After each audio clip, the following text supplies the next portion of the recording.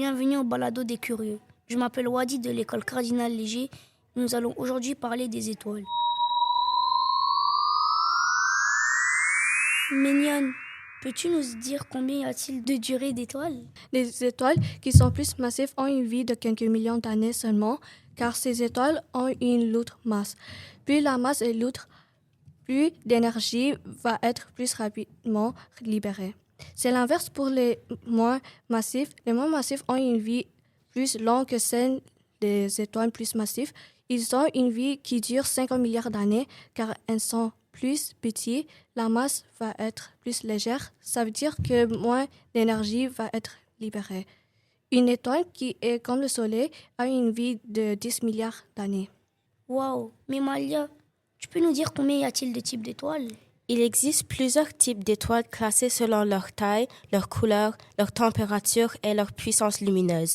Il y a les naines noires, brunes, rouges, jaunes et blanches, les géantes rouges et bleues, les supergéants rouges et les étoiles à neutrons.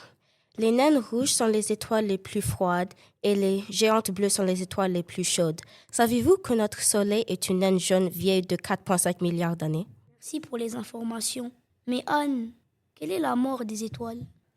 La mort d'une étoile survient lorsqu'il y a plus de fusion possible au cœur de l'étoile.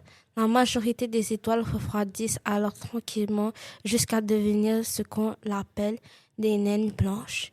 Mais ce n'est pas le cas des étoiles massives dont la masse dépasse au moins 8 fois celle de notre Soleil. Celles-ci finissent leur vie en explosant violemment.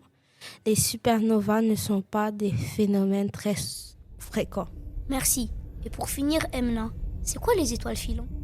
Vous savez que les étoiles filantes ne sont pas comme les étoiles. Les étoiles filantes sont causées par des petits grains de poussière venus de l'espace. Ces particules s'échauffent presque instantanément en plongeant à une très grande vitesse dans la haute atmosphère terrestre entre 65 et 135 km d'altitude, faisant briller l'air sur leur passage. Wow, merci.